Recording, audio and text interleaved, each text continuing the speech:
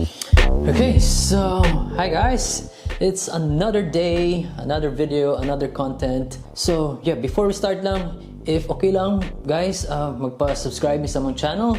Yeah, click lang somewhere below. Yeah, kanin yung pag-subscribe, dako kayo nagtabang na mo yun. Thank you so much. Anyway guys, for today's video, it's gonna be really a quick and straightforward video, like conversation video, something like this.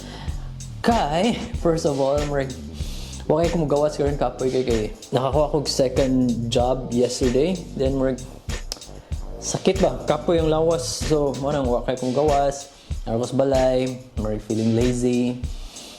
But I'm okay, all good. Okay, so for today's video lang, ako i-share sa inyo ha.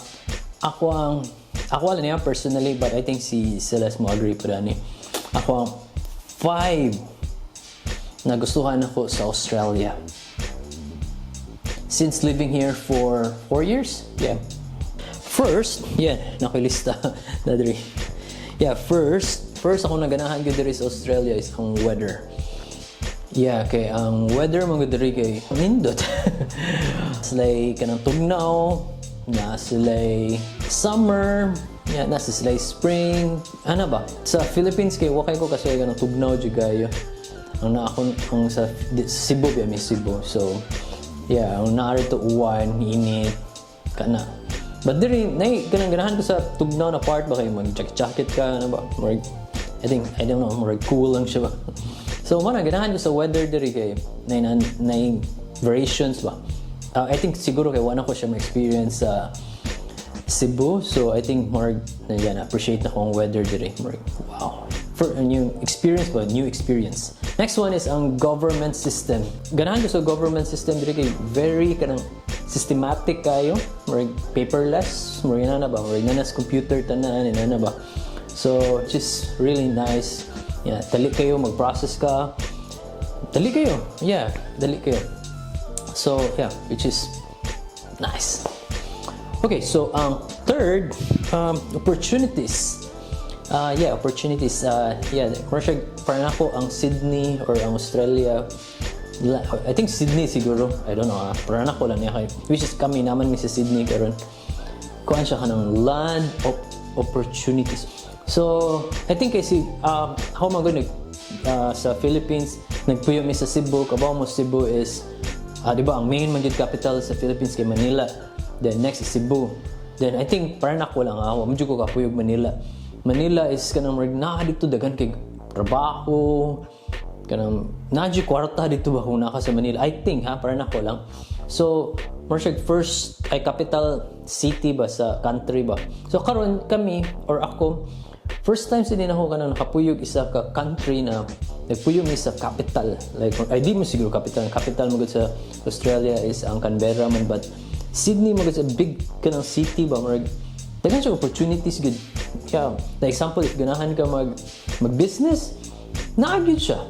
Example, ganahan ka mag-flower arrangement, pwede ko siya as main income nimo. Ganahan ka mag-catering, pwede siya mag-main income. Ako experience ko sa Cebu as based akong knowledge or idea. If mag-catering ka dito, I think siguro siya ba ng pang part-time, side racket, di siya nimo pwede main business, but diri man, kay pwede siya mabuhat. Yeah, ang nakanindot pwede kay namagay mga kanang sitaw kaning ang government bamutabang nimo as ikaw small business ka, nasa mga help nimo ba. Like example, karon small business kaning naaasa akong situation karon COVID. Di ba? May trabaho, but ang government naghatag sila og cash ba every fortnight. So daw ko siya tabang, di ba? So even ako, a small business, di ba kaya di siya mamatay ang business kito, tabangan man ka, na ba? So nagi-help ang government diri ka na seriously ba, tabang yun sila ba? So parang ako, Australia or Sydney is a land of opportunities or area of opportunities. Yeah, so nagi opportunity diri sa unsaon ang kwarta nara gyud diha, so imuha unsaon gyud yung pag-pick up. Okay, nara gyud sila diha. Ano ba? Yeah, so next one is parks. Daghan kay parks diri. Na mga parks na libre, Yeah, nindot siya ng parks. Safe. Kana, importante ba gud ka siya eh. Mato kag park ba eh. More siya, safe gud siya. Para nako lang ha. Daghan siya, I think natin ngayon mga parks rin na di safe. But, base ako na atuan kay mga parks ba safe. Yeah, nindot. Daghan kayo. Yeah, ganahan di lang ka, kailangan, dili lang ang pastime diri ba na matukag malls or tumog beach. Tapos mag parks. More ganahan ba? Daghan ka siya mga suruyan. No? Daghan kay parks. Last one is ang fifth. Ang health system diri. Yeah, nindot yung health system diri kayo.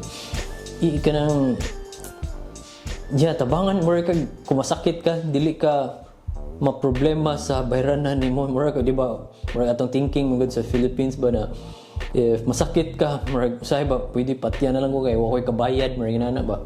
But diri man good if masakit ka, libre.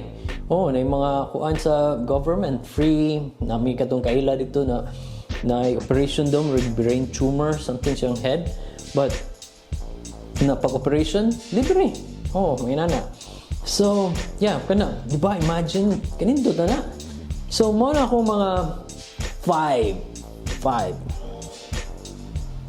Yeah, so muna akong 5 na nagustuhan ako diri sa Australia, or specifically Sydney, which is asa man mi karon.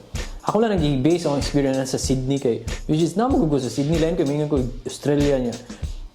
General kayo ba, wabi ko katog Brisbane or ako kapuyo dito sa Melbourne na ako na-experience rin ang Sydney rin for 4 years.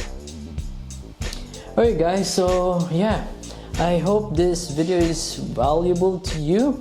Yeah, if na makahatag siya value sa inyo please give it a like, or yeah, if na may mga comments, yeah, please comment below. Yeah, if naganahan mo ba, please sabi ka na subscribe. Na, dahil ka nagtabang sa mga. If, nasa may kailan na yan, ganahan mo balhin Australia or sa Sydney specifically, yeah, you can share this video for at least kadungog sila as ka nang naka-experience na diri, di ba? Kaysa basa lang sa internet, di ba? Marina na ba? Okay guys, so that's it for today's video. I hope to see you again tomorrow. Yeah, I'm very sorry. It's a really quick and very straightforward video. Yeah, I hope you don't mind. Yeah, thank you so much, guys.